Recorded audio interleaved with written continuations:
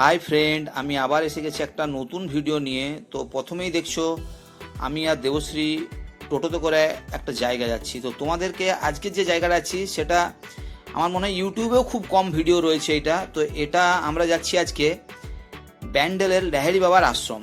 তো এবারে ব্যান্ডেল আমরা এখানে এসছি আজ দিন তিনেক হয়েছে, কারণ এখানে আমার একটা পিসি থাকে, সেই মানে পিঙ্কুর পিসি থাকে, তো সেই হিসাবে আমরা এখানে এসছি। আর এই দেখো ব্যান্ডেলের তোমাদেরকে একটু ভিতরের দৃশ্যগুলো দেখিয়ে দিচ্ছি।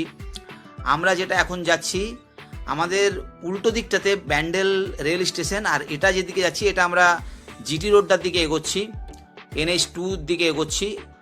তো এই ধরেই আমরা এই রাস্তাটা ধরেই আমরা লাহিড়ী বাবার আশ্রম যাব। তো লাহিড়ী বাবা আশ্রম সম্বন্ধে আমার কোনো ধারণা ছিল না। আমরা এখানে রাখি পিসির বাড়িতে এসেছিলাম, আর এখানে এসেই শুনতে পারলাম যে ব্যান্ডেলে এরকম লাহিড়ী বাবার আশ্রম আছে। আর তো যেই শুনেছি তো সঙ্গে সঙ্গে আমাদের মনের মধ্যে একটা জেগে গেছে যে চলো তাহলে লাহিড়ী বাবার আশ্রম দেখতেই হবে। তো দেখে আসি কেমন। বলতে বলতেই যে একটু আগে তোমাদেরকে বললাম যে জিটি রোড, তো এই দেখো এই সেই NH19 যেটা কলকাতা দিল্লি, এই যে এই দিকটা দেখছো, এই দিকটা যাচ্ছে কলকাতা, আর এই দিকটা আমাদের প্রিয় আসানসোলের দিকে যাচ্ছে, আমাদের বাড়ির দিকেই। তো এই হচ্ছে NH19। এবার আমরা NH19কে জাস্ট ক্রস করে আমাদের বাঁ হাতে একটা রাস্তা আছে যেটা সোজা লাহিড়ী বাবার আশ্রমই যাচ্ছে, তো সেই দিকে যাচ্ছি। আর এখন বর্ষাকাল চলছে, বুঝতেই পারছো, যেখানেই যাও না কেন চারিদিকেই মেঘই মেঘ। তো এখানেও তার ব্যতিক্রম নয়, বৃষ্টি কন্টিনিউয়াস হয়েই যাচ্ছে। তো বিকেল দিকে আজকে বেরোলাম। তো এখানে এই দেখো লেখাই রয়েছে একটা লাহিড়ী বাবার আশ্রম বলে একটা ব্যানার দেওয়া আছে। আর আমাদের সঙ্গেও রয়েছে মিন্টু পিসিও যাচ্ছে। এই প্রথমবার আমরা যাচ্ছি এইদিকে, এই আগে কোনোদিন এইদিকে ব্যান্ডেল এসেছি যদিও, কিন্তু লাহিড়ী বাবার আশ্রম কোনোদিন আসেনি। তো জায়গাটা বেশ ভালোই লাগছে। আর তোমরা দেখতে পাবে দুদিকেই আমের গাছ, মনে হচ্ছে যেন আমরা মালদাতে চলে এসেছি। এখানে স্থানীয়দেরকে জিজ্ঞেস করলাম এই জমিগুলো নাকি পুরোটাই আম চাষের জন্যই আছে, এখানে বাড়ি ঘরও পর্যন্ত করেনি, মানে মনে হয় সংরক্ষিত জমি, যাদের জমি আছে তারাই এগুলোতে চাষবাস করছে। আর এই আম গাছ এখানে রয়েছে। আর এই দেখো যে এই যে তাঁবুর মতন জিনিসটা দেখলে, এখানে আম জড়ো করে রাখা হয়, এখান থেকে আম এক্সপোর্ট করা হয় বিভিন্ন জায়গায়। আর পুরো একদম টিপিক্যালি হুগলির যে গ্রাম বাংলার যে মানে পরিবেশটা সেই রকম এখানে দেখা যাচ্ছে। কেউ বলবে না যে এটা ব্যান্ডেলের মধ্যেই রয়েছে। তো ব্যান্ডেল টাউনটা একটু ওই দিকে রয়ে গেল, আর আমরা এখন এই দিকে চলে এসেছি।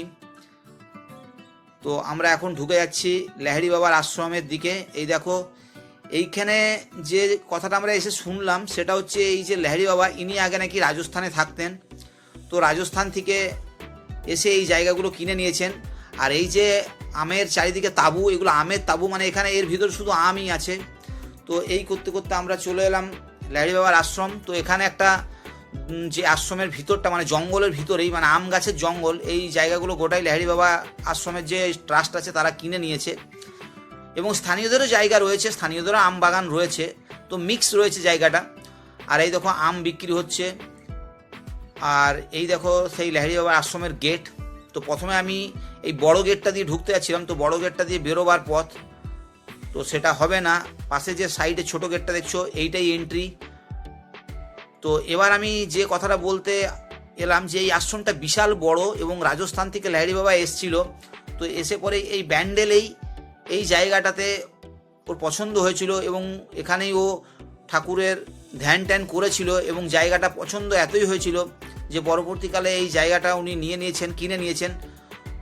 আশ্রমে ঢুকতেই প্রথমেই ভোলে শঙ্করকে দেখা হলো। আর তারপরে এই যে বিভিন্ন রাজহাঁস রয়েছে, এখানে রাজহাঁস পাখি অনেক কিছু রয়েছে। আর পরিবেশটা তো পুরো জঙ্গল আর কি, মানে তোমাদেরকে আমি ভিডিওটা বাইরে থেকে তুলতে পারিনি, মানে মেন যেখানে আশ্রমটা রয়েছে তার চারিদিকে গোটাই আম বাগান, মানে এত ডেন্স ফরেস্ট আর কি, আমের ফরেস্ট। তো এই দেখো এখানেও একটা মা দুর্গা থিম ধরে রয়েছে, আমাদের দুর্গা পুজোর যে মা দুর্গা আসে সেই একটা থিম তুলে ধরেছে, খুব সুন্দর করেছে। আরেকটা মজার জিনিস যেটা আমি খুব ভালোবাসি সেটা হচ্ছে পাখি। এখানেও সেই ম্যাঙ্গো ভুটুম, রাজা ভুটুম সবাই রয়েছে এরা। তো চলো, আমার ম্যাঙ্গো ভুটুম তো এখানে নেই, আর রাজা রানীরাও নেই, কিন্তু এখানে অন্য রাজা রানী রয়েছে। তো দেখো অসংখ্য রাজা রানী ভর্তি এখানে। ম্যাঙ্গো রয়েছে, মিঠুও রয়েছে। এই দেখো প্রচুর ধরনের লাভ বার্ড রয়েছে এবং মিউটেশনগুলো খুব সুন্দর রয়েছে। ফিশার গ্রুপের রয়েছে, রোজি গ্রুপেও রয়েছে, আমি দেখলাম। তোমার ক্যামেরায় অতটা আসছে না, ক্যামেরায় রোজি গ্রুপটাই তোমরা দেখতে পেলে, ভিতরে ফিশার গ্রুপও ছিল। তারপরেই চলে আসছি আমরা মেন মন্দিরের দিকে যাচ্ছি। তো এখনও রাস্তাটা যেতেই থাকছি, তোমরা বুঝতেই পারছো যে আশ্রমটা কত বড়। আর এইদিকে চটি রাখার জায়গা রয়েছে। তো পিঙ্কু আর মিন্টু পিসি আর আমিও সব চটি রেখে দিলাম, চটি রেখে দিয়েই আমরা এগোচ্ছি আবার। তো এখানে খুব সুন্দর আলপনা দিয়েছে, আর চটি রেখে যদি হাতে জল নিতে চাও তো এখানে জলের ব্যবস্থাও রয়েছে, সব কিছুই ব্যবস্থা রয়েছে। আর এখানে বাচ্চাদের দোলনা রয়েছে। তো এখানে বাচ্চা নিয়ে এসে বুড়ো এসে গেছে। তো বুড়ো এখন বললাম যে দোলতে হয় না, কমসে কম দাঁড়িয়ে ফটোটা তুলে নাও। তো যাই হোক, দেবশ্রী ওখানে ফটো তুলেই আবার আমরা এগিয়ে যাচ্ছি। আর এইগুলো গেস্ট হাউস, বিভিন্ন গেস্টরা যারা আসে তারা এখানে থাকে। আর ছোট্ট একটা বাচ্চাদের পার্ক রয়েছে বাঁ সাইডে। এদিকে একটা সংগ্রহশালা রয়েছে, মানে একটা মিউজিয়াম টাইপ কাম লাইব্রেরি সব রয়েছে। তো এই আশ্রমের এখানে বিভিন্ন জিনিস রয়েছে, বিভিন্ন বই রয়েছে, আর বিভিন্ন মূর্তি, স্ট্যাচু যেগুলো তোমরা নিয়ে যেতে চাও সেগুলোও পাবে এখানে। তো এই দেখো সেই মেন মন্দির এখনও ঢোকিনি, তার আগেই এই দেখো শ্রীকৃষ্ণ মহাভারতের যে যুদ্ধ হয়েছিল সেখানে অর্জুনের সারথি হয়ে যে যুদ্ধ করেছিল সেই রকম একটা পরিবেশ তুলে ধরেছে। খুব সুন্দর লেগেছে এইটা দেখতে। তোমরাও আসলে প্রথমে আগে তো এই জায়গাটাই দেখবে। আর একে একে এই যে আসছে, পিঙ্কু আসছে, মিন্টু পিসিও রয়েছে। তো জায়গাটা খুবই সুন্দর লেগেছে, খুবই সুন্দর, বলার মানে ভাষা নেই। আর আমি স্পেশালি এই জায়গাটার একটু পেছনে ব্যাকগ্রাউন্ডে রেখে ভিডিও তুলে নিলাম, কারণ আমার খুব সুন্দর লাগলো যেখানে শ্রীকৃষ্ণের এইরকম একটা জিনিস তুলে ধরা হয়েছে আমাদের মহাভারত থেকে। আর এই দেখো আমরা এন্ট্রি করে গেলাম ল্যারি বাবার মেন মন্দিরে। তো ভিতরে ফটো বা ক্যামেরা কিছুই করতে পাবে না, তোমরা জেনে রাখো। তো চারিপাশটা তোমাদের একবার দেখিয়ে দিলাম। আর এই যে এখানে একটা মূর্তি রয়েছে, আর এই যেখান থেকে ডাইরেক্ট তোমাদের ফটোটা তুলতে যায়, সাউথ ইন্ডিয়াতে যেমন স্বর্ণদণ্ড থাকে সেরকম এখানেও একটা পিতলের কলস টাইপের একটা ওপরে কলস রয়েছে এবং একটা স্তম্ভ রয়েছে। আর এই দেখো আমাকে বারণ করছে ভিডিও তুলতে, তো মেন ভিডিও তুলতে পারবো না মন্দিরে। তো তোমাদেরকে একটু জুম করে দেখিয়ে দিচ্ছি। মন্দির অসম্ভব সুন্দর ছিল।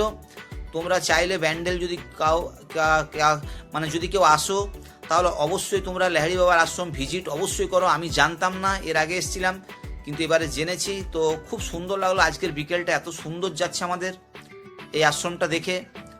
আর দেখো প্রত্যেকটা কাজ খুব সুন্দর। রাজস্থানেও যে মন্দিরগুলো দেখেছি আমরা গেছিলাম তখনও এই টাইপেরই ছিল। তো মনে হচ্ছে যেন রাজস্থানের কোথাও একটু মেন মিশ্রণ আছে এখানে, মানে আমাদের যে মন্দিরটা তৈরি হয়েছে তার সঙ্গে রাজস্থানী শিল্প একটু মিশ্রণ রয়েছে। আর এবারে একটা তোমাদেরকে এখানে মা কালী, মা দুর্গা আর সরস্বতী রয়েছে, তো এগুলো একটু তোমাদেরকে দেখিয়ে দেবো। তো এইগুলো বাইরের মন্দির যেহেতু, তাই এগুলোতে ফটো তুলতে পারবো, ভিডিও তুলতে পারবো। এই দেখো মা কালী, মা দুর্গা আর রাধা মাধব রয়েছে। সরি, তোমাদেরকে ভুল বললাম, মা সরস্বতী নয়, রাধা মাধব রয়েছে। আর এই হচ্ছে সেই মন্দির। তো এখান থেকেই বাইরের থেকে আমরা দেখালাম, কারণ যেহেতু ভিতরে ভিজিট করে এসেছি। এখানেও রাধা মাধব রয়েছে। তো মন্দির খুবই সুন্দর ছিল, ভিতরটা খুবই সুন্দর, বিভিন্ন মূর্তি ছিল ওখানে, মা দুর্গার থেকে শুরু করে ভোলেনাথ সব কিছুই ছিল। তো বাইরেও তোমাদেরকে আরও একটা দুটো রয়েছে, সেগুলোও দেখিয়ে দিচ্ছি। এই দেখো সনাতনীদের আমাদের যে মেন প্রতীক ওং, সেটাও রয়েছে এখানে।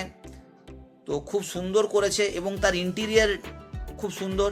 আর এই যে তোমাদেরকে একটু আগেই বললাম যে এখানে বিভিন্ন মূর্তির স্ট্যাচু রয়েছে, সেগুলো তোমাদেরকে দেখিয়ে দিলাম। এইটাই অ্যাকচুয়ালি যে একটু লাইব্রেরিটা বললাম তোমাদেরকে, একটা লাইব্রেরি কাম সংগ্রহশালা সেটাও রয়েছে। এখানে একটা রাধা মাধবের মূর্তি রয়েছে, খুব সুন্দর লাগছে, খুবই সুন্দর। এটার ভিতরে ছবি তুলতে দেবে না, তাই আমি বাইরের থেকে তোমাদেরকে ওইগুলো দেখিয়েছিলাম। আর এখানেও শ্রীকৃষ্ণ রয়েছে, পাশে দুটি ময়ূর রয়েছে, খুব সুন্দর লাগছে। আর রাত্রিবেলায় লাইটের জন্য আরও খুব সুন্দর লাগছে এই সন্ধেবেলাটাতে। তো প্রায় সন্ধে হয়ে এলো, আমরাও এবার এখান থেকে যাব। আর এই দেখো এইটার ফটো বা ভিডিও তুলতে বারণ করছিল তখন, কিন্তু এখন যাওয়ার পথে আমি তুলে নিলাম। মা দুর্গা এখানে রয়েছে। তো দুর্গাপুজোর সময়ও আমি এখানে স্থানীয়দের জিজ্ঞেস করলাম, প্রচুর ভিড় হয় দুর্গাপুজোর সময়, এখানেও মা দুর্গার পুজো হয়। আর অডিটোরিয়ামও রয়েছে একটা পেছন দিকে, যেখানে খুব খাওয়া দাওয়া হয়, মানে ওদের ওগুলো বার্ষিকী হলে তখন খাওয়াই, সেটাও আমি জিজ্ঞেস করলাম স্থানীয় এক কর্মচারীকে। এই দেখো এখানেও একটা মূর্তি রয়েছে, এখানে ভোলেনাথের রয়েছে, শিব নটরাজ হিসাবে রয়েছে, আর একটাও শিবলিঙ্গ রয়েছে, সেটাও তোমাদেরকে দেখাচ্ছি। এখানে শিবের মূর্তি রয়েছে, এটাও খুব সুন্দর। তো এই ছিল আজকের আমাদের ভিডিও। তো ফ্রেন্ড, এই ছিল আজকে আমার ভিডিও। আজকের ভিডিওতে তোমরা দেখলে লাহিড়ী বাবার পুরো কমপ্লিট আশ্রম ট্যুর। তো কেমন লাগলো তোমরা অবশ্যই কমেন্ট করে জানিও। আর এটা ব্যান্ডেলে অবস্থিত। ভিডিওটা দেখার জন্য তোমাদেরকে অসংখ্য ধন্যবাদ।